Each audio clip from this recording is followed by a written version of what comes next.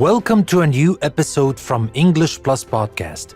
Today we have a special episode where we will learn English from a great movie by Edward Zwick starring Tom Cruise. Today's movie is The Last Samurai, a 2003 movie that secured its place on the list of the greatest movies of all time.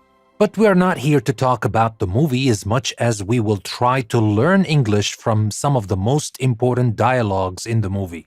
However, first, let's introduce the movie, especially for those of you who haven't seen it before, which I highly recommend you do. It is a movie you will never regret watching. Don't worry, there are no spoilers here. I'm just going to tell you about the story of the movie in general without giving away too much of the story.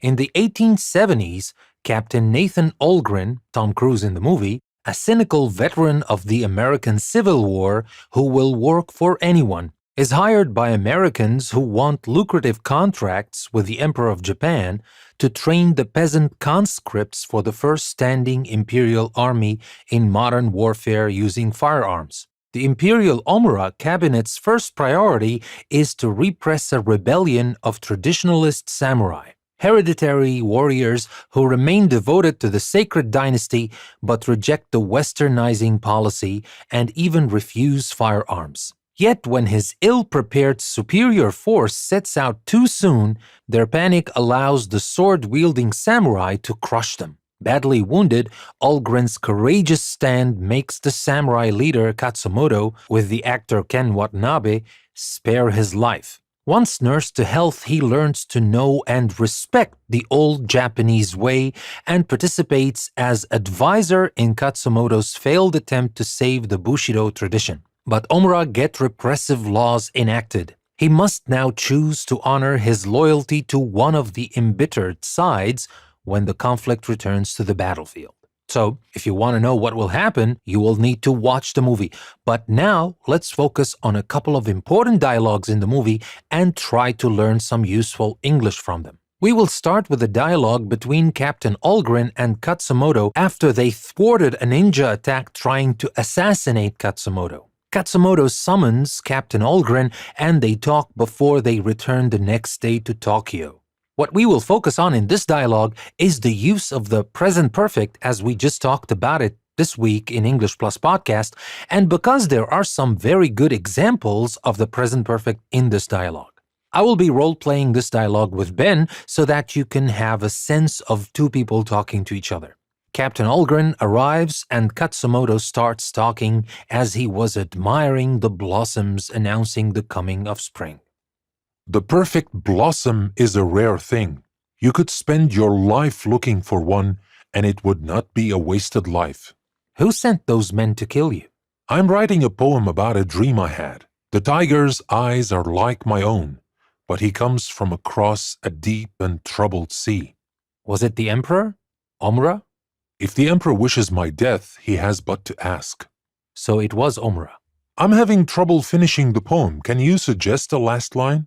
I'm not a writer. Yet you have written many pages since you came here. What else has she told you? You have nightmares. Every soldier has nightmares. Only one who is ashamed of what he has done. You have no idea what I have done. You have seen many things. I have. And you do not fear death, but sometimes you wish for it. Is this not so? Yes. I also. It happens to men who have seen what we have seen. And then I come to this place of my ancestors, and I remember, like these blossoms, we are all dying. To know life in every breath, every cup of tea, every life we take, the way of the warrior. Life in every breath. That is Bushido. Hi. The Emperor has granted a safe passage to Tokyo. We leave tomorrow. Good. Good. When I took these, you were my enemy. So that was one of the many beautiful dialogues in the movie. However, let's focus on the places where they use the present perfect. We have the first example when Katsumoto said, "You have written many pages since you came here." We can see here the use of since to talk about something that started to happen in the past and still continues to the present, and that is one main use of the present perfect. You have written many pages since you came here. The writing part started from the moment Captain Olgren came to Katsumoto's village and still continues to the present.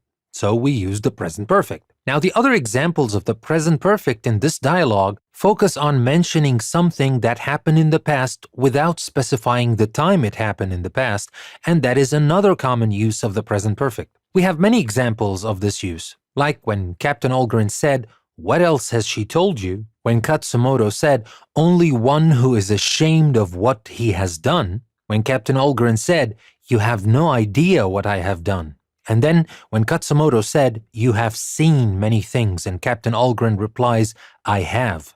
And then Katsumoto says, "I also. It happens to men who have seen what we have seen. And then I come to this place of my ancestors," etc.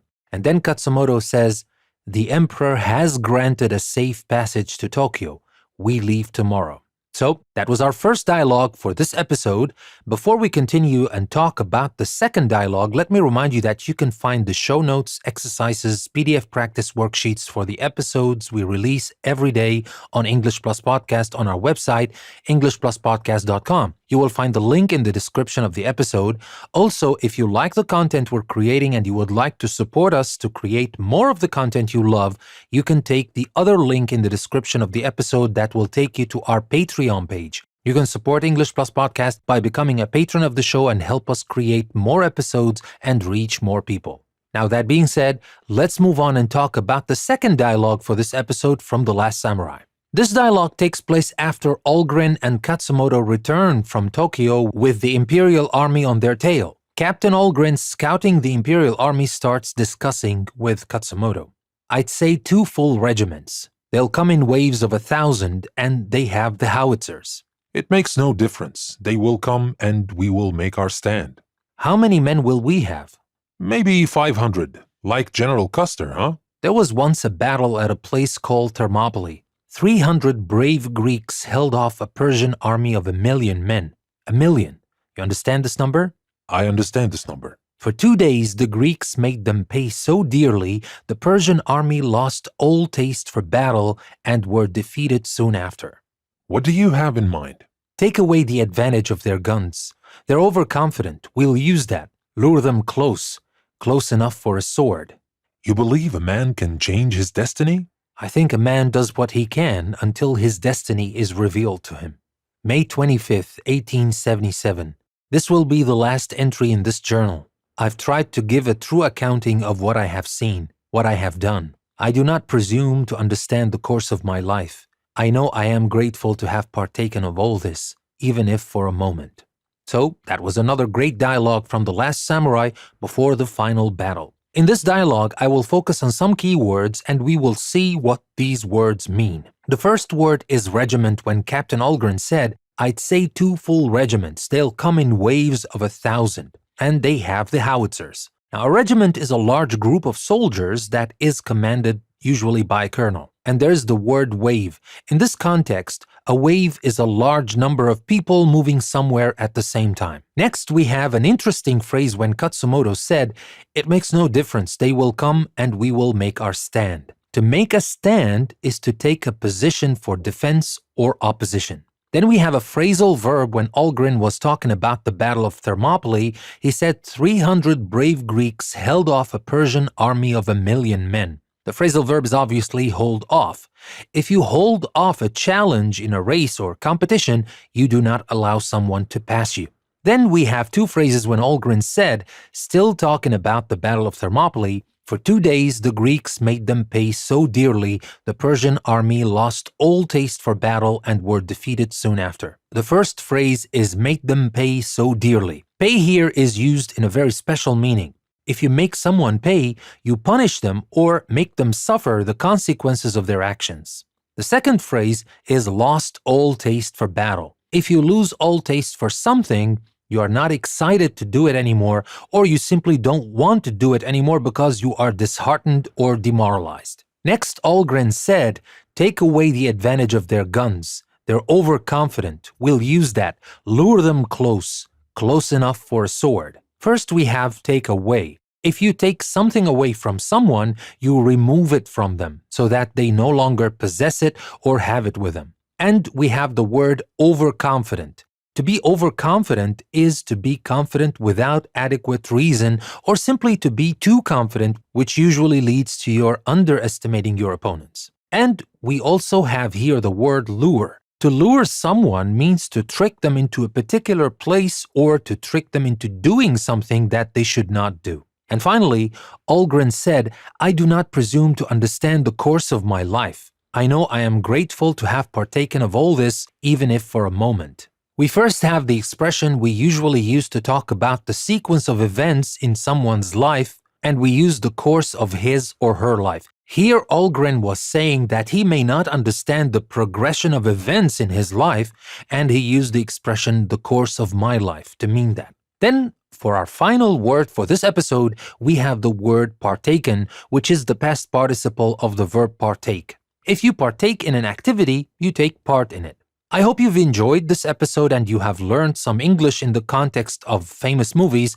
This is a new type of episode we're trying out. Please let us know if you like it. And of course, you can reach out anytime you like to tell us about what you like or dislike in our episodes. We would love to hear from you, and we promise to be responsive and listen to what you have to say. We can only grow together. If you don't like what we're doing and if you don't benefit from it, none of what we do really matters. With that being said, this will be all for this episode. I would like to thank you very much for listening to another episode from English Plus Podcast. This is your host, Danny. I will see you next time.